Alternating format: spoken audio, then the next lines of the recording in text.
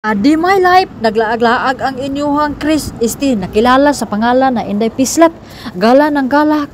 Maglalaag tayo kahit wala tayong pira. Mangungutang lang tayo ng pamasahe.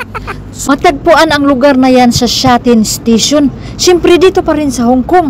Tapos, kayo mga lat, bago ako magpapatuloy, baka gusto ninyo yung mga ganitong klaseng content kay Inday, baka naman ipalo ninyo ba, i-share na rin mga rat. Mahirap man magawang ng video tapos hindi kayo mag-share, nood lang kayo, hindi kayo mag-like. Mag-comment na rin kayo ng mga sasabihin ninyo para ma-shoutout ko kayo. Namimilit na. Pero bago tayo dyan mga lat, magpapatuloy ang inyong Inday sa pagtabi-tabi diri. May naging kasama pala ako dyan mga lat, yung dalawa na yan. Tapos mga lat, 3 kaming naligaw. Pero okay lang yun kasi charge experience. Kung makikita ninyo, picture sila ng picture. Ako naman, video ng video sa aking sarili.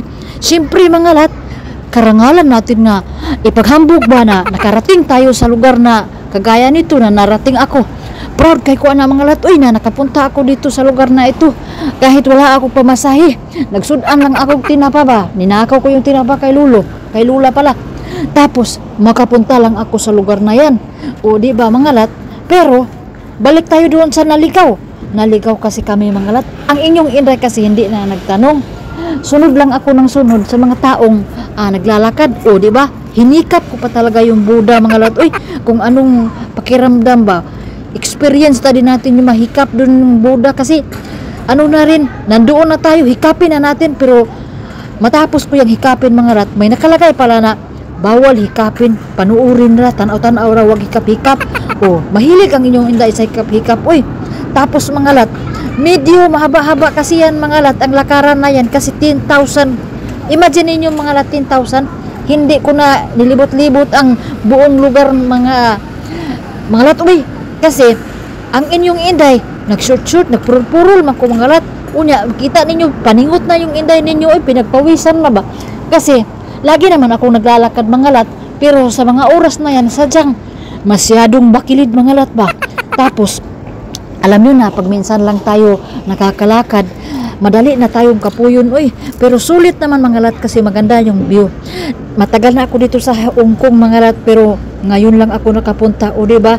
Kung hindi ako mag-aanim na taon, hindi ako nagpupursige na makapunta sa lugar na yan. Kasi gusto kong mag-experience kasi hindi natin alam na makauwi na pala tayo ng Pilipinas o hindi ko nasubukan makapunta dyan. Diba? Maganda dyan mga lat. Kaso, ang inyong Inday, sa sinabi ko, nagpalit ako ng pajama mga lat. Leggings ba?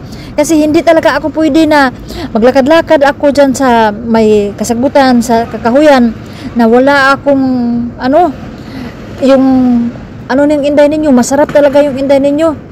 Lapitin ng mga kutkut, ng mga niknik, ng mga lamok. Kaya nagsuot ako ng pajama. Sa mga oras na yan mga lat, makikita ninyo na nakapoy na talaga yung Inday ninyo, di ba? Hiningal na ako sa pagbabaklay mga lat ba. Pero sulit yung pagpunta ko diyan mga lat. Dili ba? Tapos mga lat, nagvideo-video na lang din ako para may maipakita din ako sa inyo kasi lagi naman akong kumakain, di ba? Nakakahiya.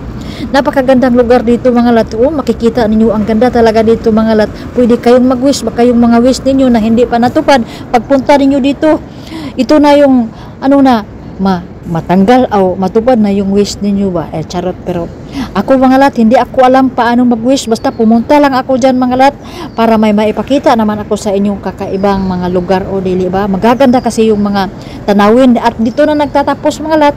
Bye bye, magandang araw, salamat sa inyong panunood. Bye bye.